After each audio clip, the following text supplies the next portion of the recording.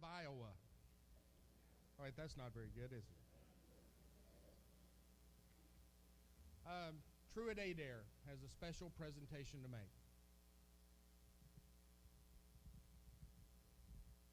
As many of you know, most of us, I believe, have seen the sign language interpretation that's being done, not just here tonight, but you've seen it throughout all of our programs. You've seen it in all of our keynote speeches, and through the years, you have known that Sunset has, for these many, many years, trained deaf preachers to take the gospel to the world. We're thankful to God that someone cared enough to minister to the deaf. A man who all of his life has been around deafness because his own brother was deaf. And so he has had a special attachment to deaf people and a special understanding of deaf people and a special love for deaf people. And many deaf that know him and know this school and know this program is going to go on tonight are actually watching us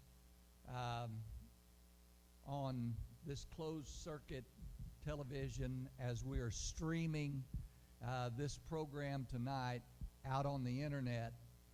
A lot of the deaf around the country are watching this program tonight, and we're thankful to God for them, and that's why we've kind of put the deaf tables in line with the camera here so that all of the deaf could actually partake of this and watch this. And I'd like to have a special welcome to Bob and Louise Anderson and ask them to come up here, please.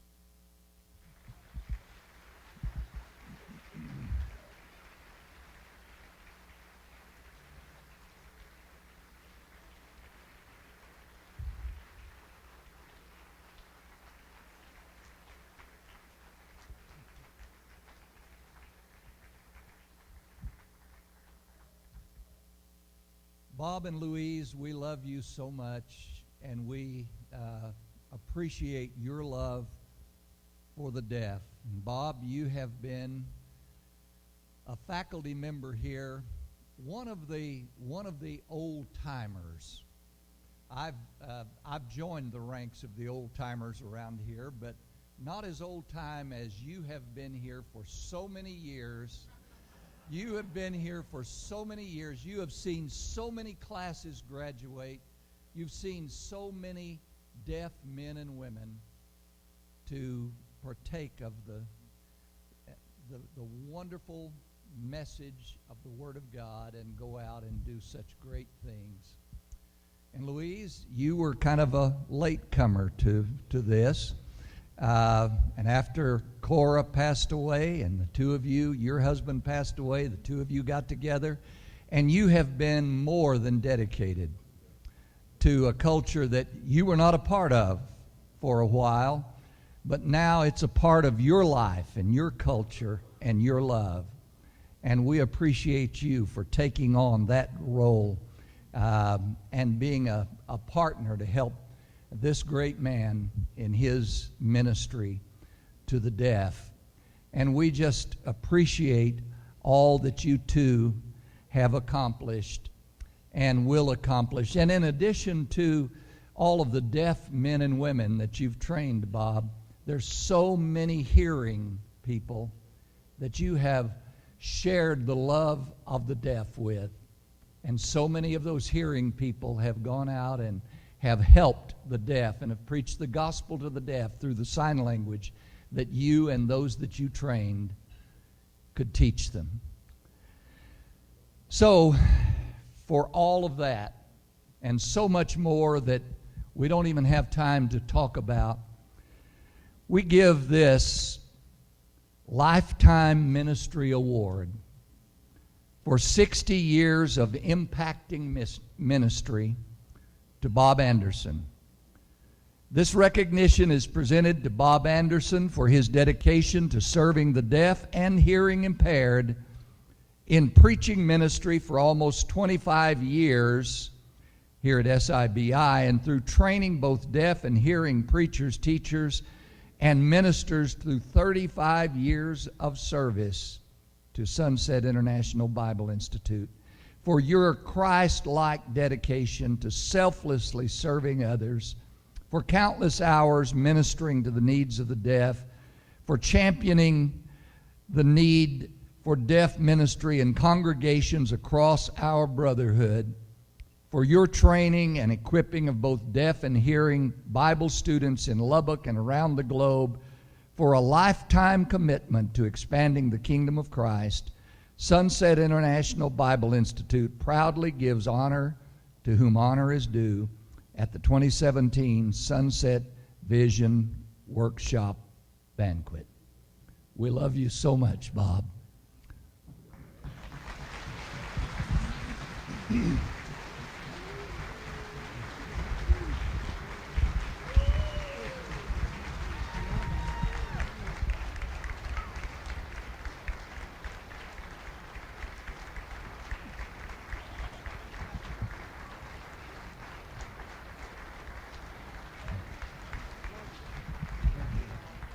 And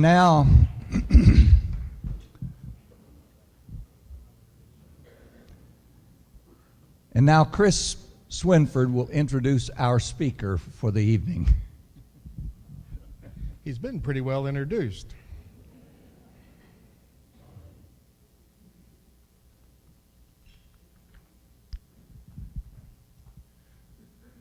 Bob Anderson has been married to his wife Louise for almost 23 years.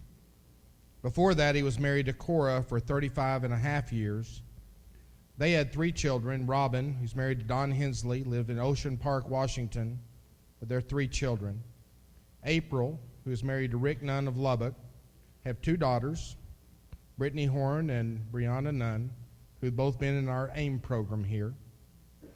Robert Christopher Anderson is married to Linda, and they have 3 daughters, Sierra, McKaylee, and Lily. Louise has 2 children, Jeff and Sharon Lucas of Houston with their kids Zachary and Jordan, and Becky and Keith Purser of Seattle with their daughter Janelle. Bob has a Bachelor of Arts degree in Bible and Biblical Languages and a Master of Arts in Religious Education from Harding, a place that, like Sunset, he loves very dearly. Bob was a preacher for the deaf for almost 25 years. He was a preacher for the deaf at the Park Avenue Church of Christ in Indianapolis, and the preacher for the deaf at the Maywood congregation in Maywood, California. He came to Sunset to be a teacher in the deaf program in 1982.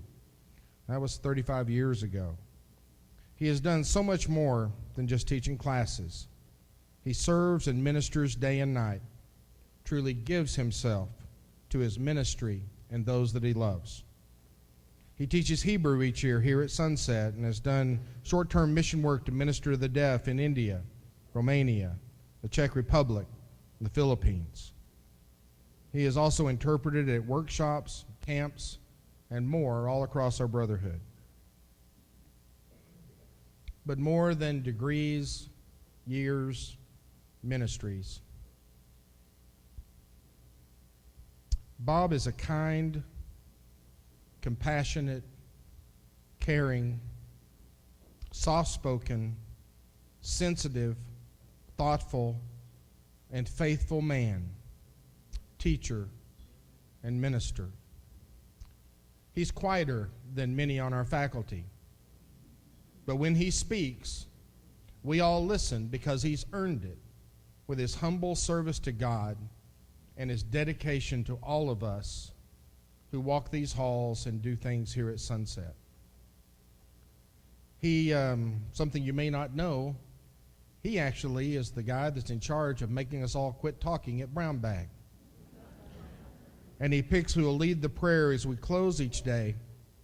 And that's not a job that most of us take lightly. We wait till the man we respect stands and says it's time. And then we close ourselves down because you say it's a call to prayer. And Bob, we respect you very much. Earlier this year, Bob presented a lesson in chapel that was so well received by the leadership here at Sunset that we asked him to present it at the banquet this year. We were touched. I don't know that Bob gets to speak in chapel a lot, but when he spoke that day, he changed us all, and he reminded us of how important the deaf ministry is to us at Sunset. And for that, Bob, we're very grateful. You're a good ambassador and an advocate for those you serve. Bob, please come and preach the word.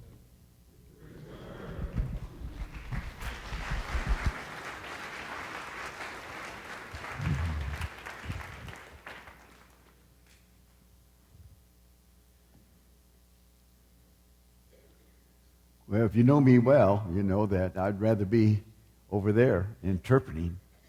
Most of the lessons I give have been through my hands to the deaf. This faculty can preach the word. And if this was going to be a text sermon, then I would much rather be standing there and interpreting. But this is the way Jesus is. He could preach a Sermon on the Mount, but most of his teaching was telling stories that told the whole story. I think everyone has questions. I'm just going to bring up 3 people today. I thought about Joseph in Egypt, what questions he had. Why am I here? Why does my dad come? He's a teenager when he went in. If I understand right, 17, and he didn't get out of that slavery until he was 30. I thought about the beautiful lady, Esther. Why is she so beautiful? Good question. Beauty is a blessing, but it's also a very hard thing to live with, like pride. Or I thought about the apostles coming to Jesus one day, and they said, look at that man born blind. Why was he born blind? Did he sin, or his mother and father sin? Questions. Well, I have questions like that also. You see, March 1st, 1942, that's just a little bit after December the 7th, 1941. A young boy in Chicago heard the invitation song, and he walked forward, and he said that he believed in Jesus and was baptized into Christ.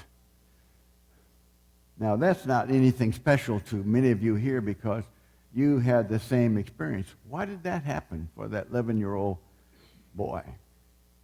Well, great church, Cornell Avenue Church of Christ, has men in it named Caleb, named Gerganus. They have sponsored missionaries all over the world. Great singing.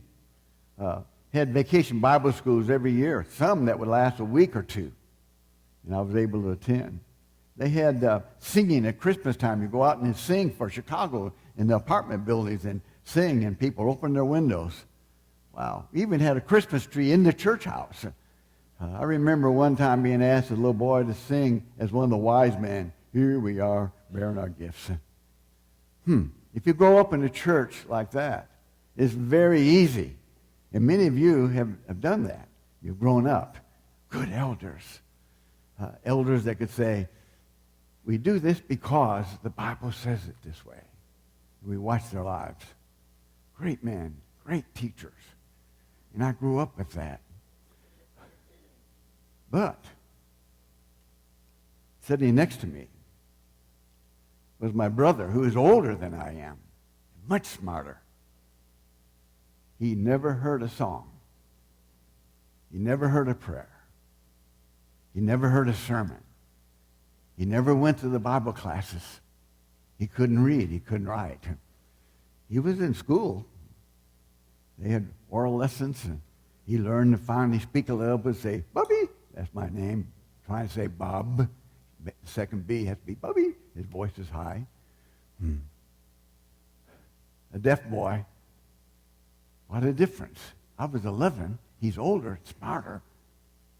He never heard about Jesus like I did, like you do, like most of us do. But that same church also has an elder that wanted to bring his son to Harding College to begin school. And they talked to my mom and dad and said, Bob ought to go. And they talked to my parents and I said, well, I had $500 saved. That should be enough to get me through half a year. When I said that in chapel, almost all the young people in AIM, they laughed and laughed. $500? Well, that was so much I couldn't even work at Harding. I had too much money. So I paid my bills, my mom working to send me $10 a week or something like that. But the first year I was there, hard of hearing man got up one time and said, I want to teach sign language. You know, I would like to learn the sign language. I was the only one that raised my head that night. But I went to his house. He lived off campus. Sam Roach wanted to teach sign language. I began to learn the alphabet. I had seen it in Boy Scouts, but I never saw any interpreter in church. I never saw a deaf man preach. I never saw any deaf person in a spiritual way have opportunity to learn about Christ. And here, my classmate was teaching me sign language. I began to go with him to Little Rock, Arkansas. I began to talk to children and teenagers through the sign language. I could tell the story in signs. My brother, 18 years, never heard the stories that I heard. There's an ad on TV that caught my attention the past year. And this is the way I introduce my chapel talk. The ad is about people to say, see me, please, see me. Don't see my disease. Don't see my weaknesses. Don't see what I can't do. But see me. I'm a person here. Please see me. Oh, that's the way I felt about the deaf. Please see us. Don't just overlook us. Don't forget us. See us. Harding opened the doors for me. I couldn't believe what happened. I learned the sign language in the kitchen in Sam Roach and Ruth Roach. Just going there to their classroom and learning. But I was on campus, so I could teach other people. So I began to bring friends in, and we had a sign language class every week learning. And a group of us would go to Little Rock, Arkansas, and talk and teach and practice. I've seen some of my sermons, the early ones. I couldn't understand myself. I wonder how the deaf understood me. Oh, well, they still had that problem sometimes, right? But going and going and going. You know what? A few years ago, Louise and I went back to Harding and found out that they had been doing that over 50 years, and now it must be about 67 years Harding has been teaching people sign language. I raised my hand one time, and now many people are learning sign language. Many people have done that from Harding College. I thought that was fantastic. But what happened that's very, very interesting to me is one night, a blonde-headed man, a lot of hair, was pushed into my room.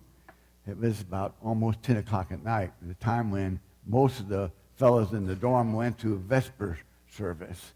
They pushed Hollis Maynard into my room, and he sat down on the chair, and we said, we need to move over there. That's our pulpit.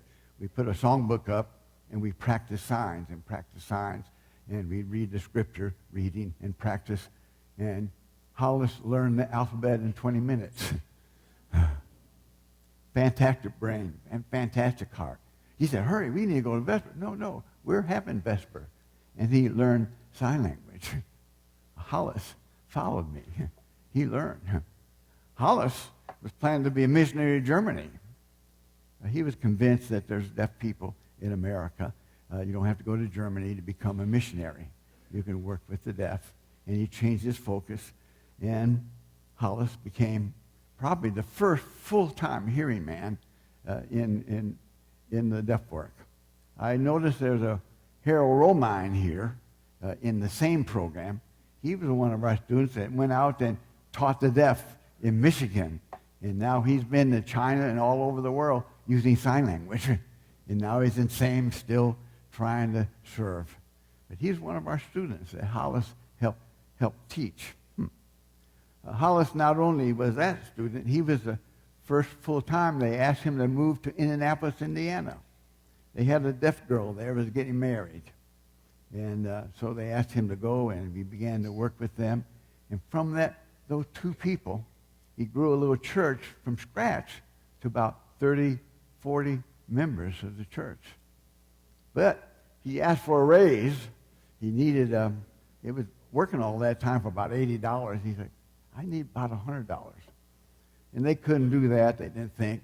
So he decided to move to Louisville where he'd get $100 a week. And he told him about Bob. I'd gone back to finish my work on my master's degree, and so I learned about Indianapolis, Indiana. Went there with my young bride, Cora. And what did they do? They bought a house for us. They paid $12,500 for us to live in. So I told Cora, I'll probably never own a house, so I'll buy an insurance policy for $12,500. And so as I paid on that, and we lived in that house. Hollis paved the way for me to move to Indianapolis. That's where Robin was born there. Hollis, after Louisville, came to Sunset. And Hollis came here in 1977.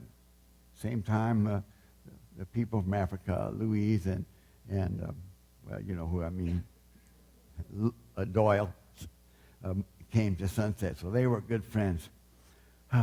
After Hollis came here, he began to work, and I think I heard him say that he's visited 31 different countries and learned sign language or impressed people to use sign language in those different countries. 31. Made me think, because I raised my hand that time, and a man stumbled into my classroom,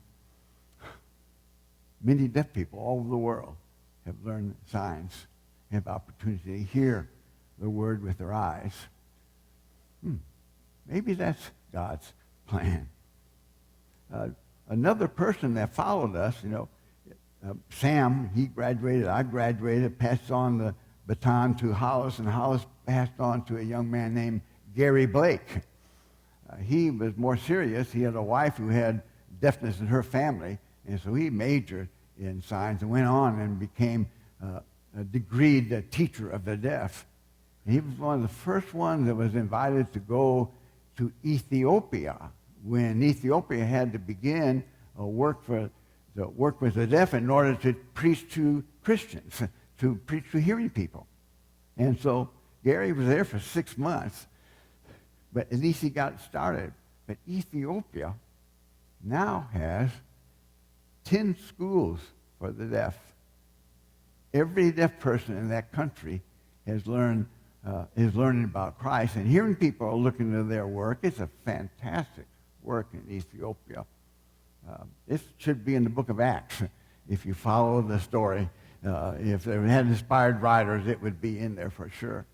But I'm impressed that because someone raised their hand a long time ago and influenced it, and maybe that had a little bit of an influence that people would begin a deaf work in Ethiopia. Interesting. Better watch this or I'll go wandering too much. One thing happened to me after I moved to Indianapolis is that I preached there about 6 months, and I never baptized anyone, but we had a good gospel meeting coming up. And a deaf man from Indiana, from Tennessee, Knoxville, Tennessee, Leander Moore, was invited for a gospel meeting, and he preached his heart out. And that week, in 2 weeks, we baptized 30 deaf people. The church went, boom, boom. Yeah. Now we had, by the time we finished, from 58 to 62, we had a congregation of 100 deaf baptized, but every Sunday, at least about an average 70 going to church. All the other churches were closed down. That was the church in Indianapolis at that time. We began to have workshops, and Hollis and I are part of all those workshops all over the nation. I began to understand maybe why these things happen. In 1959, there was one special couple that you all know right here. The name was Arthur Wilson and his wife Nancy. I think she's here tonight. I baptized them in 59. You know, they have 2 sons, Dennis Wilson and Mike Wilson, who've gone through the school of preaching here. Now, Dennis is the head of our deaf program here. You know, they have 2 children. Rex, one of them, and he went to Honduras, of all places, and he brought sign language with him, and through sign language, they were influencing many, many people. In Honduras, the deaf have no schools. They don't have any language for the deaf. The deaf are put aside. They don't see the deaf. They say they hate them because it's embarrassing, because if you have a deaf person, it means God's angry with you. And so they put them aside. Rex helped influence the sign language, and then his sister followed him, and she's teaching sign language. And Dennis went with one of our deaf men from Mexico, Enrique. They went this past summer. They visited in Honduras, and the timing, how God works, the timing was perfect, that someone interested in education, they got together, and now they're going to begin schools for the deaf in Honduras, with Abby helping to interpret for that while she's there for a short time. A young man raised his hand one day and said, I want to learn sign language.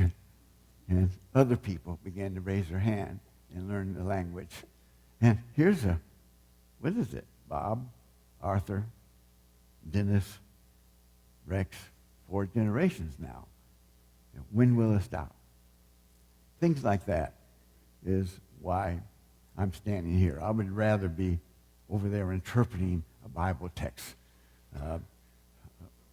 That's my expertise, I think. Taking what these men in this school teach, and I study it and I change it into language that the deaf can understand. These deaf people, they love Ed Wharton. But they don't have to take his test.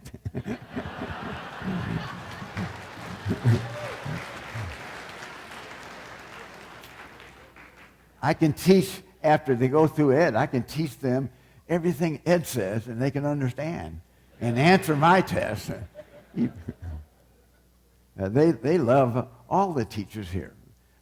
These deaf who are in this program, they know the hearing.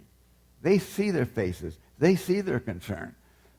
Even old Ron back here, a great teacher and preacher, taught 2 deaf men Greek language. The first time we've tried that. They gave him almost a new sign. This is Ron, but they almost want to say, Ron, pain in the head. It's Greek. We have fun with sign language, you know. They all give a special name. You don't give yourself a name sign. They give you a name sign. Klein. Well, change it around. Klein. Gerald Payton. Why is that? Vampire. Blood. Sacrifices. So, okay. Ed Wharton. Evidence. Prove it. Oh, okay. So they're able to get your personality and learn through the signs. And it's a lot of fun, a lot of headache, a lot of work. But because someone raised their hand to learn sign language, and all we see all this flowing. things happening up all over the world. Who could imagine that a country in Honduras would begin sign language? Because Rex went there and used sign language, and his sister followed up. And his dad came with the deaf preacher, and they're looking and they're saying, the deaf are asking Abby, do you love your grandparents? And of course he would say, of course. Your deaf parents can read and write? Yes. We're hated. When you hear stories like that, it just wrenches your heart. And to think now, we're beginning to have some schools there. Maybe that's why a man raised his head a long time ago.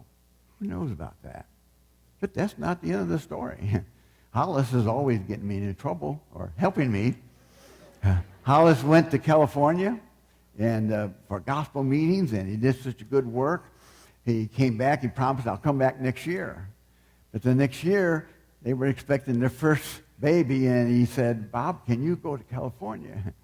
And so I went to California for a gospel meeting, and I remember that small church house had 323 people. It seated about 250. They were there, all hearing people coming to hear this deaf man, deaf action and signing and talking at the same time like I'm trying to do here. You know, the English is not as good, the sign's not as good, the deaf is. But I thought, but maybe you see, this is how I talk, how I preach every Sunday. And the deaf and the hearing both understand mostly of what I say. But because of that visit, Maywood asked me to move there. When I came back to a good church, we had 70 people there, 7 very skilled preachers. The deaf, they could go. Arthur was one of them. And they could preach all around there. I said, well, we got Gordon Crocker to move there, and I moved to California. And I began to work 20 years there. Harder in California. Indianapolis, California, little by little by little by little by little. But it introduced me to sign language as a profession.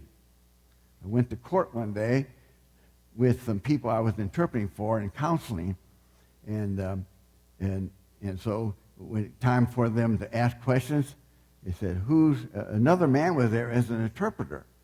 And so the judge asked, who is the court interpreter? That man was, so I had to sit down.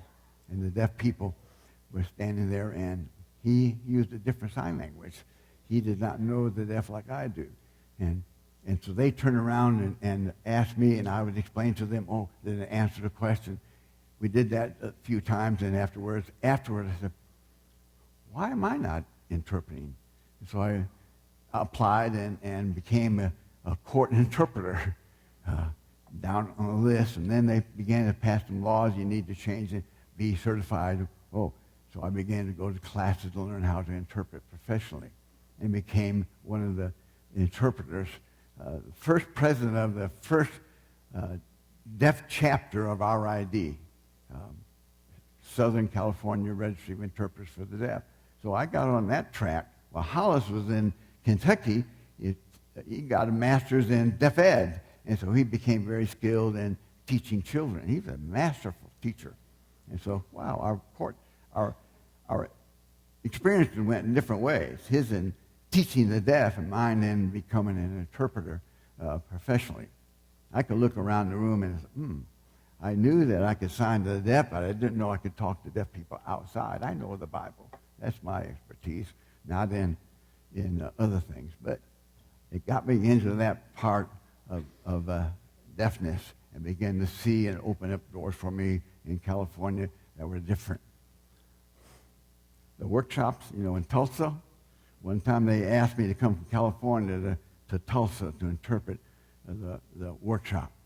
I remember showing up there, and I thought, well, they paid me to fly here, and what can you do in 3 days? See, I'm still slow. I can't answer the questions like other people who vision, they can see things. What can I do in 3 days? I remember that workshop. Every night, 3 hours, I interpreted every song, every prayer, everything that was said. every name that's when they asked 150 people to come forward or to be restored, and they read every name. They changed things through the years. We also changed. We learned, you can take turns. Because they fly in, you don't have to be the only interpreter. So you see us now. Wow. Whew. That helped a little bit. 3 hours of straight interpreting is kind of hard work. But that opened up another door.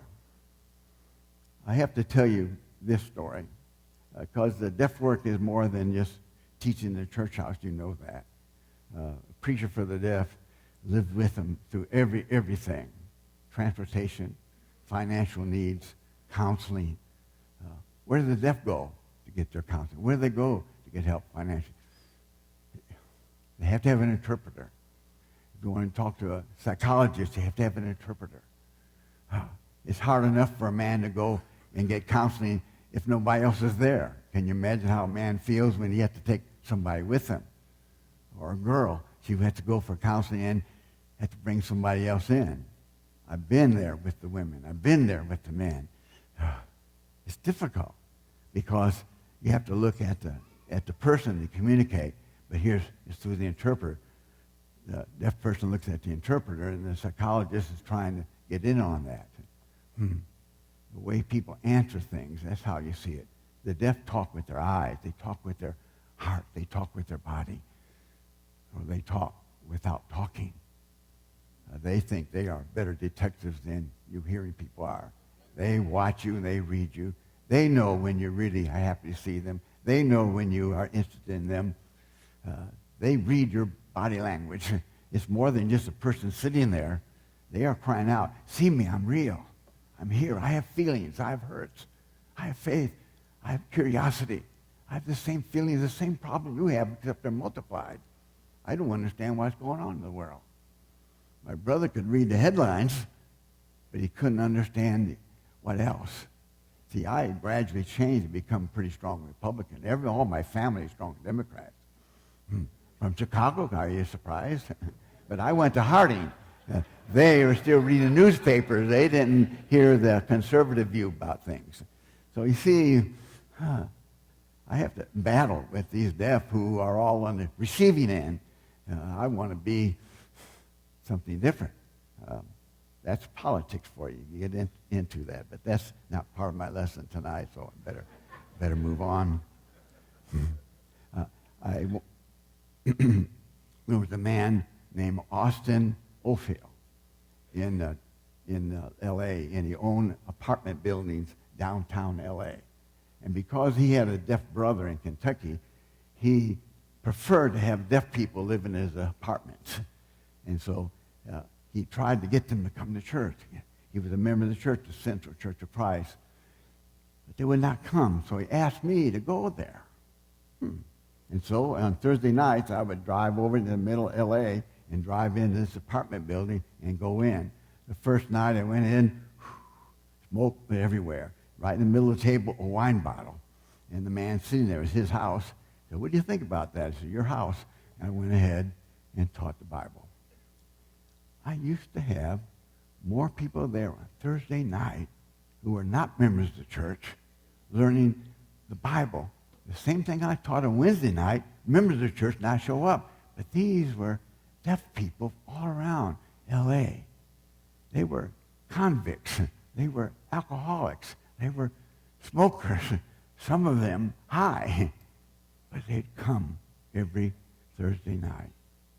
But they would not come to the church house. But I would go there. Close. I called it my convict class. And it's serious because one day, one man I noticed was showing interest. I learned that he was pushed off the balcony and died right there. And they wanted somebody to interpret. I said, I couldn't interpret that. I'm too close to those people. One girl came to me one night and said, I want to be baptized. I looked her in the eye and said, the first time on a Sunday you come and I see your eyes are clear, I will baptize you. She didn't come that night. A few weeks later, she came again, and she said, I want to be baptized. I looked at her. first time you come to church and your eyes are clear, I will. She came. Eyes were clear. I baptized her into Christ. That was a happy day until we got in the car. I had to take her back to the same location. I can't let her live with me. Where can I take her? Took her back to the same place. And a few weeks later, I heard that place burned up and she was in it. Deafness is more than just not hearing. Those people in that class on Thursday, they learned just like the people on Wednesday night, but they wouldn't come to the church house. I have to tell you about one story. I go into court. John Peace was there.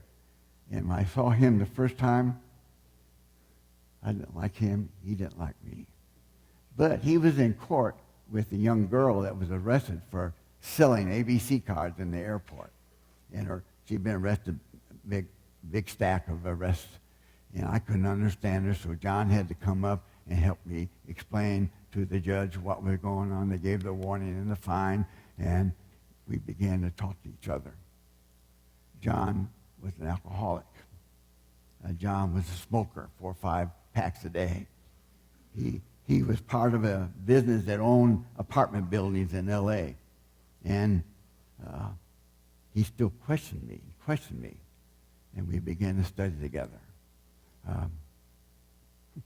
He began to believe.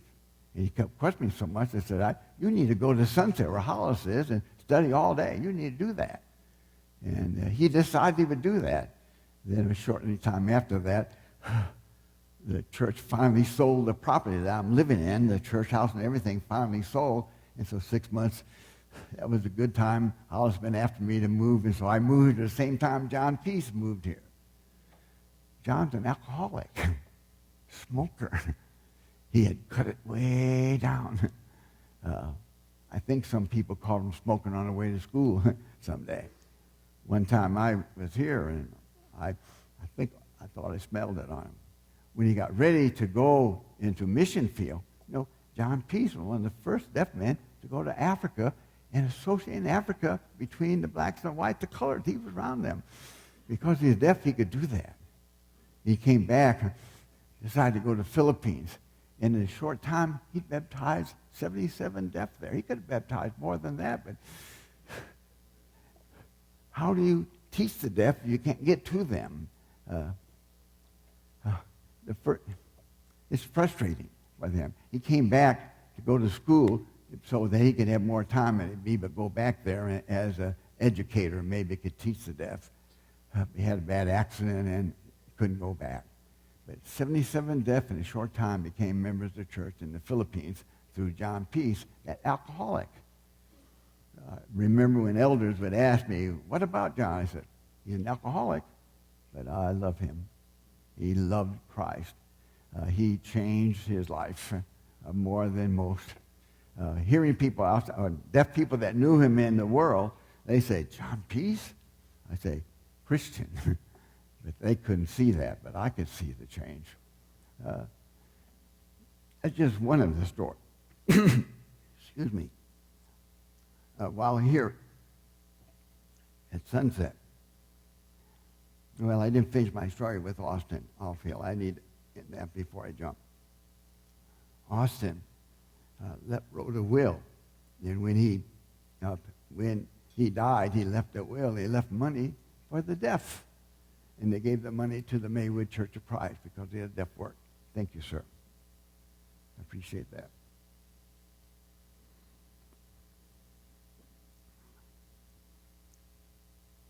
I'm trying not to put it over.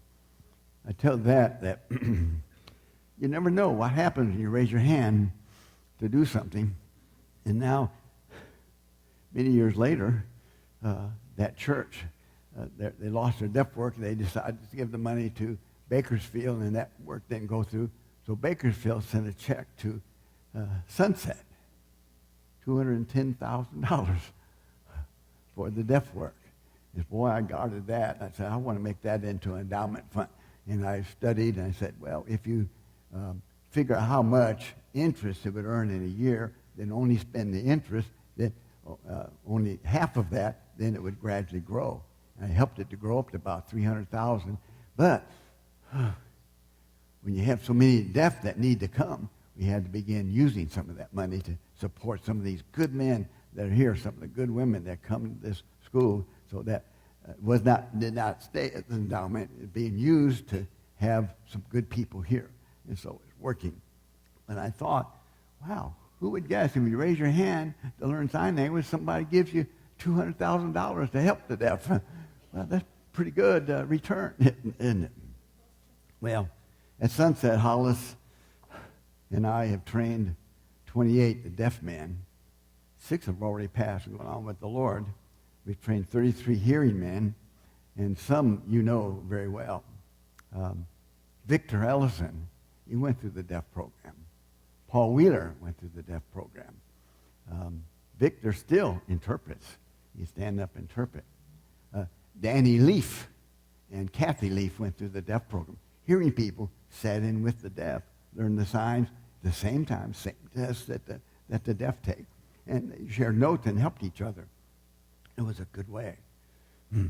Hearing, sitting with the deaf, learning with them. We saw families that came together. In 85, they had a very good group, and that's the group that went to Mexico City. Some of the people on that mission trip, they were skilled signers. They began a deaf work in Mexico City.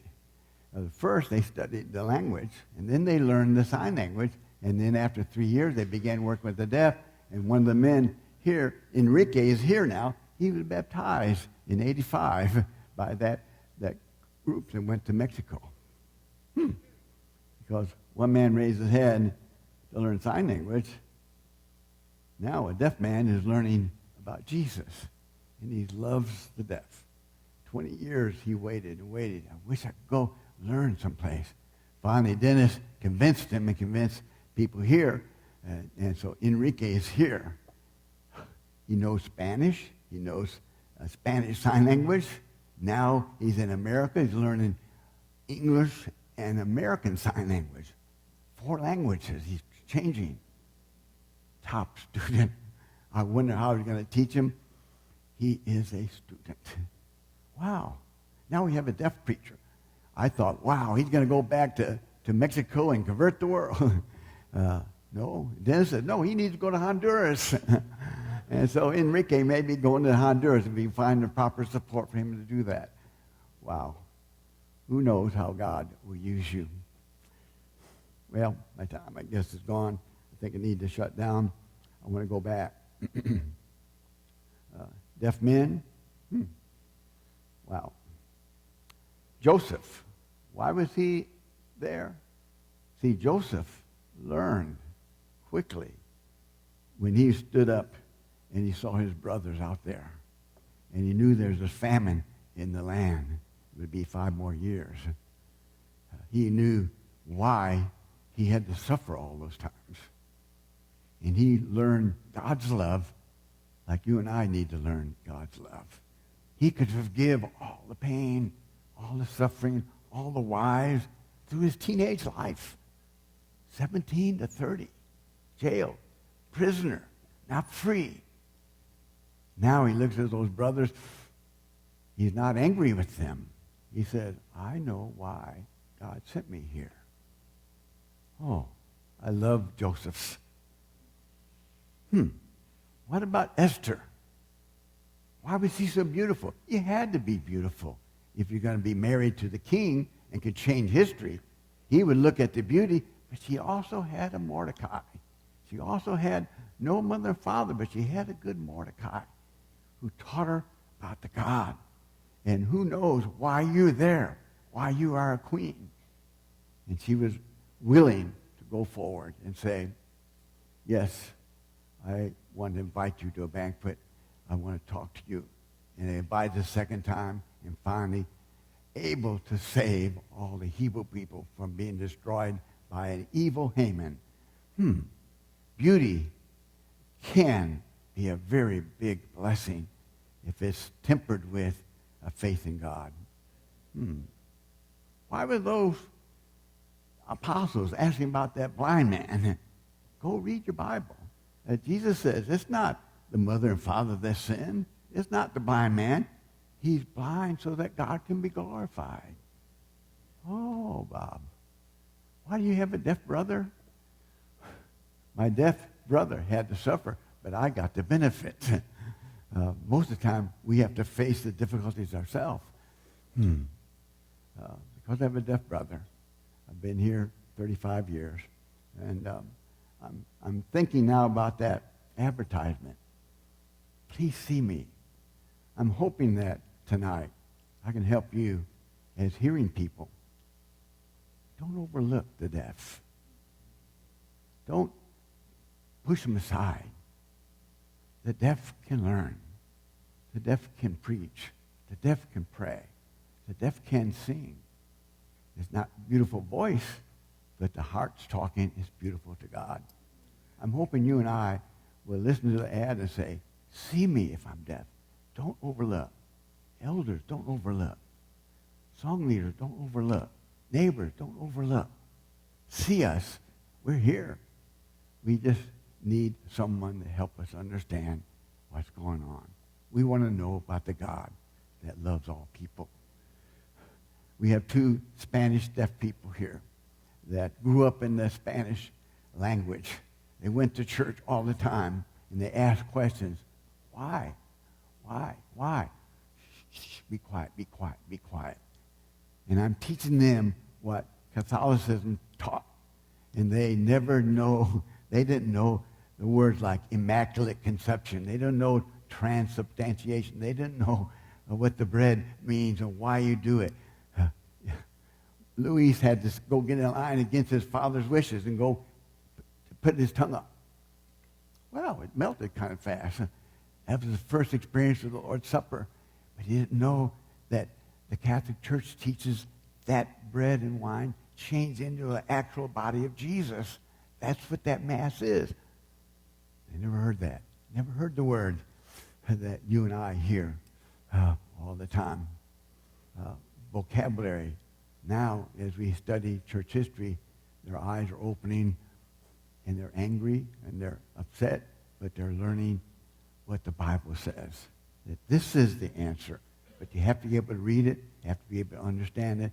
And through Sunset, we've been able to help many, many people. That's my passion. I guess that's why Chris asked me to be here tonight. We got something added. But I'm hoping that you will hear the deaf say, please see me the rest of life. You've seen signing. You've seen deaf people preach and pray. You've seen people sing who are deaf. You've seen interpreters. I never saw that until I went to college. Wow. Maybe this night will impact you, and you'll always see the deaf. They're everywhere. If there's that many Chinese, must be 1 million deaf in China. There's that many Indians, must be 1 million deaf in India. Because every 1,000 people in America, there's one deaf person. Every 1,000 people, there's a deaf person that needs sign language. They say 10%. Those are hard of hearing. Those who use sign language that's 1 in 1,000. So if we have one deaf person here, that's equal to 1,000 hearing people. They're valuable. I hope you will keep your eyes open to these special deaf people when they come into your church house with all their needs. Don't see their need. Don't see their weaknesses. Don't see what they don't have. See what they have. Hearts and minds. And they can learn and they become faithful Christians. We can help them become people who will go into the world and teach other deaf. That's my prayer. That's why I'm here tonight.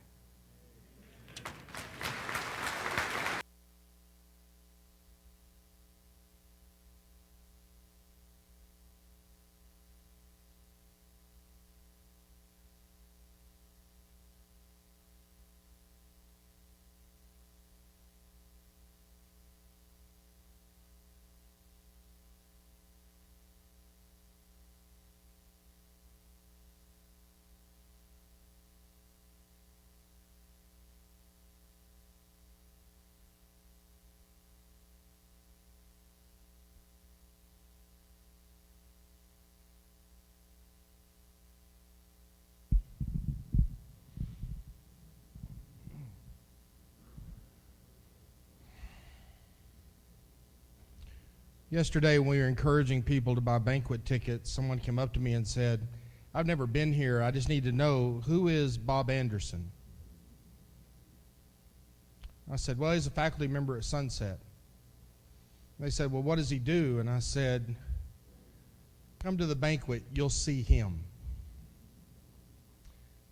I would like for my fellow staff and faculty members at Sunset to please stand. You know you want to. We've been sitting a while.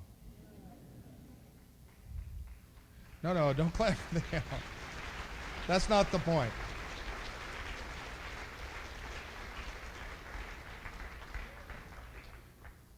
I wish Hollis could be here. He has pneumonia, so he has to stay inside. Hollis would love to be able to be here in person and hear this. And we would love to honor him as well. Bob, you've helped the faculty and staff at Sunset see you, but also truly see the deaf in great ways today. And we, the faculty and staff at Sunset, we thank you for helping ease and cure our blindness. I'd like for our Sunset student body to stand up. Join us. Bob, we see you.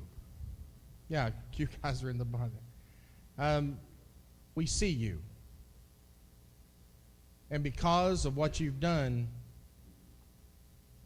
we all that gather around you in chapel every day, we see you, but we also see all the deaf that sit among us that we love so much.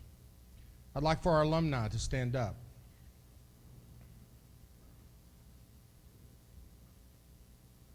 Bob, we've been around you for years. You were in here when I was here in the 80s. Bob, we see you.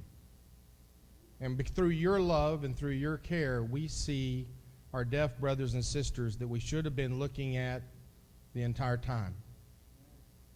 I'd like for all of our guests, everyone to stand.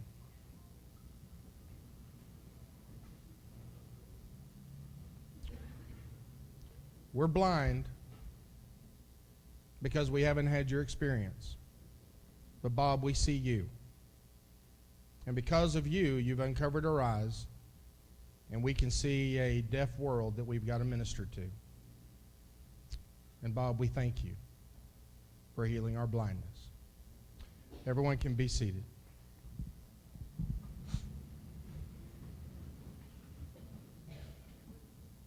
Of course, there is a cautionary tale in all this.